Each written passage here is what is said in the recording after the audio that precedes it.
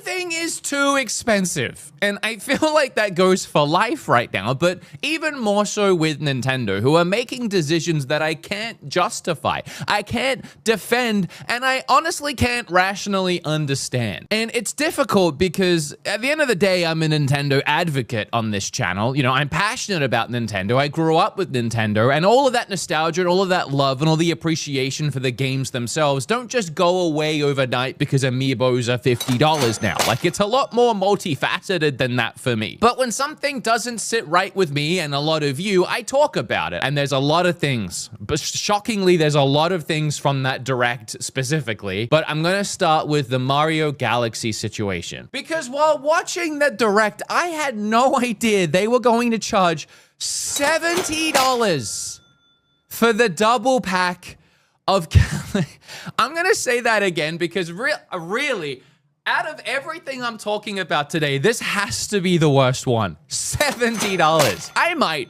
remind you, I might reprise you. I might remind you that new games now, we have like this price hike from 60 up to 70, right? These like Donkey Kong DK Bonanza, this awesome game that we all justified being 70 because it's incredible. It's a brand new experience, right? That's the price of a brand new game now. It's also apparently the price of 2 old games being straight ported over with nothing being done to them. And don't tell me there's a couple extra pages in a book somewhere because I don't care. This is bananas.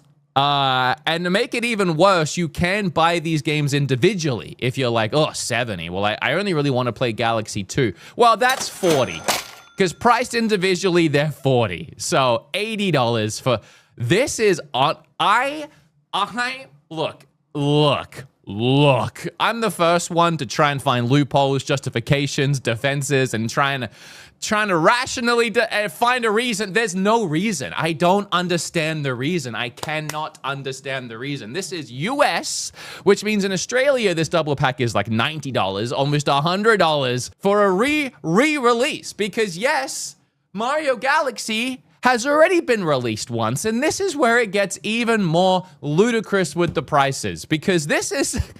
Let me show you something. So you might remember 5 years ago, Mario 3D All-Stars released for $60. It was a triple pack that contained Galaxy. It was a limited release for the 35th anniversary, which means Nintendo pulled it from the shelves, so you couldn't buy it anymore. 3 games, $60. So you would think $20 a game, making Galaxy a $20 re-release at the time, you know, logically. And that made sense that that game was $20, right? Especially when you look at the fact that in 2011, Nintendo released a Nintendo Selects version of the game, which is a, you know, player's choice type situation. And that was a $20 re-release of the game back like a year after the game released. So even back on the Wii, when this game came out, Nintendo deemed it worth $20, which even accounting for inflation today is $28. So why in the piss is now all of a sudden Mario Galaxy more expensive than it's been since 2011? There's nothing new added to it. This isn't like a Switch 2 version of the game. They have said, I think after the price was revealed, that the game will support 4K, but like, yeah. It should, because you're re-releasing it in an era where your console does 4K. We already bought the console. We bought the console capable of 4K. Are you now charging us for the 4K? Is that what's happening? Because that's all I can assume here, is that you've released a console that can do 4K if you pay for it in the games that come out. Do you understand what I'm trying to say? I don't want to repeat myself like Nintendo keeps doing with this game, but I feel like that point really needs to hit home. We already paid $500 for a console that can do 4K. Why is there a luxury price tag on these games that have 4K, especially with Mario Galaxy? We move into the new Amiibos. I was quite excited for this too. I mean, I sang the praises here of this being like a Lego Dimensions type battle for Atlas, switching carts and races. I thought this was really neat. Give me a second here, because off to the side, I know it's gonna be hard to see, I have a lot of Amiibo here. Now, I just grabbed a few random ones, but I remember back in the day lining up at Target, and I know I'm gonna get a little nostalgic on you here, but going out and picking up these Amiibos, They were like $15. 15 bucks for a little detailed figure of an amiibo. Sometimes you got a misprint. Sometimes they weren't that detailed, but that just made them all the more rare. But they were like 15 bucks. When do we get to the point where they slowly crept up to 50? And I know that these amiibos, they have this like intricate extra system that's going into it with a connector piece. But when we're up to $50 for what is essentially, when you look at it, a little figure of Kirby on a star, we're at $50 for something that the equivalent of did cost $15 just, 8 years ago. I don't know how we got there. I don't know how we got there so quickly and it became so acceptable, because $50, I need to remind you, I don't know why I feel the need to remind you. $50 is just a few years ago what we were paying for full brand new video games, right? And to even get the use out of these figures, to even get what they're designed for, you also have to buy the game, which is going to be $70. So now you buy one of these figures and you're at $120, but the whole point is to switch them, and you can't switch them unless you have two. So you're up to $170 now for Kirby Air Riders. Hope you really like Sakurai. I mean, I do, but $170? Not sure. And what this is doing is this and the thing we just talked about and the more that we're going to get to, it is quite literally pricing people out of being able to enjoy these experiences, which is why people are so upset, because they can't afford it. They're getting priced out. So like when people are upset in my videos and in my comment section saying, oh yeah, looks fun, wish I could afford it, I honestly do feel for you, because I get it. Like, people are getting priced out of this stuff. And with the amiibos, it's hard. It's actual hardware. It's actual physical media. And there is this element that we are dealing with, and that's the tariff side of things. That is legitimately an issue. It's hard to know how it's affecting or how much it's affecting, because companies aren't really being open with how tariffs are hitting them, other than just they are. So I think we could expect these to be maybe 40 at best in any other given circumstance, but that's still 80 bucks for both, which is more than the price of a full video game. And it's still a lot of money. There's also the new Samus and her bike, which is priced at $40. And then some more amiibos that are priced at $30 each. The Galaxy amiibos are priced at $40 each. So the day of these $15 amiibos are definitely just gone. And the new price is way closer to $40, which again, it's just amiibos aren't utilized well enough for them to be worth that price. Yeah, they're cool little figures, but for $40, $50, you could go to an anime store or a figure store and you could buy like a full like Todoroki. Moving on again to something else in this direct, the Virtual Boy that we got so excited for. Well, some of us. I think some of you just wondered why. I was excited for $100 for this Virtual Boy. $100. I don't know who this... That's a tough one. On one hand, with this one, I mean, it is a full console re-release, really. I mean... No, it's not. No, it's not. I was going to try and justify it and be like, well, the Virtual Boy back in the day was like $200, which for inflation is $400 now. Yeah, but it's just a shell, isn't it? Because the actual hardware, the actual part that makes this work is the Switch 2 we already have. That's the guts that you're sliding into it. This is just a hard shell carry case.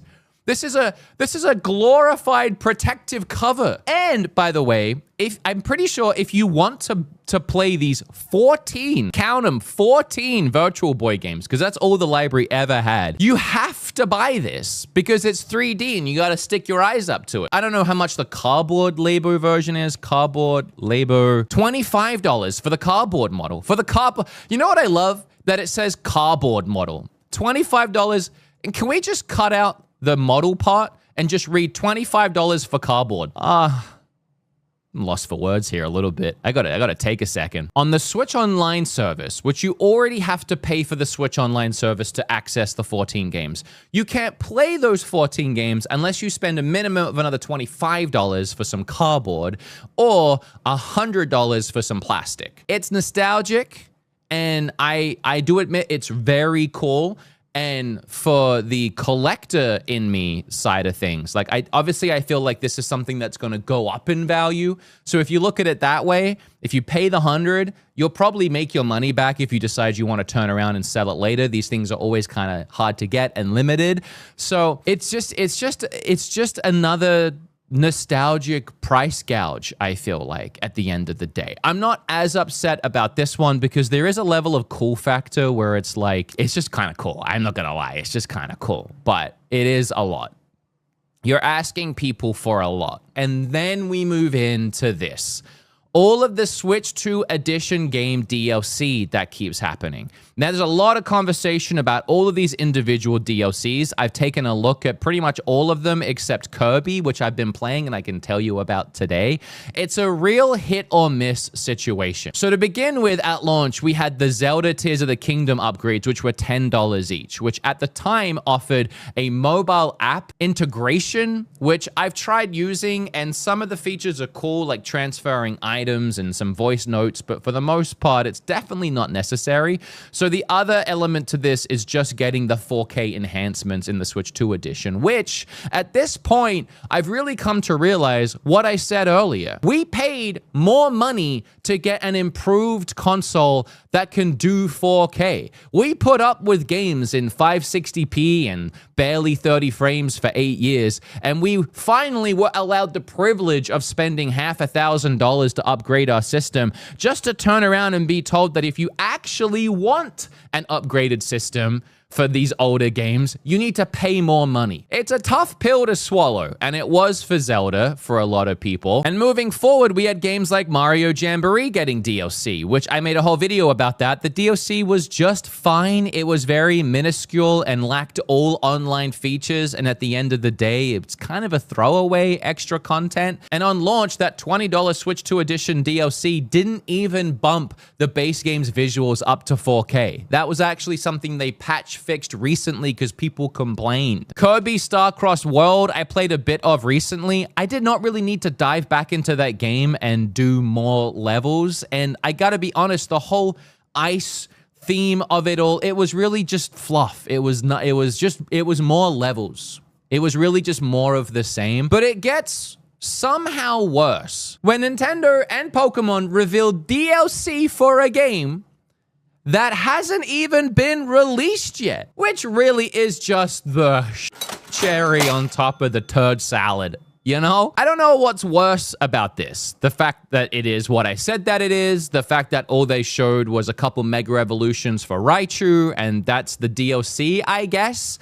I'm not sure what's supposed to be in this expansion because that's all they showed in the trailer. And I mean, Mega Evolutions, yeah, that's the whole point of this game. All you've been showing for weeks and months now is new Mega Evolutions for Dragonite, Mega Evolutions of Victory Bell that looks like it's BDSM choking itself out. Like, I don't know why Raichu costs more money. I'm gonna take on a little bit of a journey. I remember back, I think it was Gears of War Judgment. That game released a physical disc with DLC on the disc that was locked out, that you couldn't access for a couple months until after its release, where you could buy the DLC and unlock the content on the disc. And it was at that point, as a younger gamer, where I started to realize what companies were doing with DLC. They were taking portions of the game that were planned for the game, that were already in the game, that they plotted out from the start to be something that they can charge you more for later to get more money in the microtransactional form. And as the years went on, I didn't forget about that. I know that's what happens. I know that even this new Donkey Kong DLC that we're going to get to was definitely planned during launch. Like, the game only came out a couple months ago. There's no way they turned and developed that whole concept around in a month or two. But at least in that case, I can suspend my disbelief a little because I can play the game, I can finish it, I can see that I got my money's worth, and then there's more DLC and I can decide whether or not I want to pick it up and support the practice that they've employed. But when the game's not even out yet, and you're telling me that there's DLC, when the game's $70, and now all of a sudden I already know before I even have the game that I won't have all the content unless I spend $90 at some point. You add that into the mix of everything else that we're getting slammed with. It's like, come on. Even just optically, Nintendo, this was a terrible idea. Just an awful idea. especially for so many reasons, but in a direct where we're all kind of looking to see something new from you, and the new thing we got was this. So here's my question now as I'm taking stock of this whole situation. When it comes to this DLC that Nintendo are doing, and these Switch 2 edition games specifically, how much should we be paying for this? Because I am realizing now, as I've said, that we paid for a 4K console. I don't think we should ever have had to have paid $10 to play Breath of the Wild, an 8-year-old game, in that 4K. So if Nintendo is saying games like Mario Wonder are a $20 upgrade because you get 4K and you get this extra content, Nintendo. We're not paying for 4K. You know, up until now, a lot of people like myself have been wondering why one of the newest games for Nintendo, Mario Wonder, hasn't been 4K. When Nintendo did go and give 4K support to like New Super Mario Bros. Deluxe that was on the Switch, it's because they knew they could charge for it. There are a lot of games day one that had 4K improvements for free, like Scarlet and Violet, because God forbid you charge for that. You can charge us to fix the broke. But there were a lot of games that didn't get 4K enhancements for free. And I guess at this point, it's because you can assume Nintendo have plans to charge you for those ones. Why though? Why those ones and not the other ones that were free? Because Mario Wonder is a big release and because people want to play it in 4K, so they can charge for that. But again, and I keep stressing it, you're charging us for something that your console was supposed to do. And if you don't buy it, guess what? You can't play the game in 4K on your new 4K console. So you're screwed. These frustrations aren't just because of what they are in themselves. You know, things I talked about, like Mario Galaxy being more expensive than ever, Amiibos being more expensive than ever, it's all on top of other factors, like the fact that Mario Kart World was an $80 game for some reason, and Nintendo are doing variable pricing now. Games in themselves have all just gone up $10, if not $20 in price. So when you're adding all these extra fees and prices on re-releases and Amiibos and DLC, it's all just adding on top of already more expensive games. On top of all of that, outside the Switch 2, Nintendo raised their prices on everything else, from the original Switch to the accessories, and even like the Alamo went up $10. All of this is most likely due to tariffs and the hardware costing more to manufacture, which makes sense for something new like Alamo. I don't really understand how the original Switch hasn't come down in price in the last decade, when all of the hardware and pieces that go into making it you would think would get more affordable, but that is beside the point. I feel like it's crazy that Nintendo's not reading the room, that we're currently in an economical crisis and they're just price gouging digital releases like Galaxy on top of it all. It's just not It's really not what we need right now. Even just the wording of we're experimenting with variable pricing is just so open-ended and confusing. It's tough right now because there is so much coming from Nintendo that we want.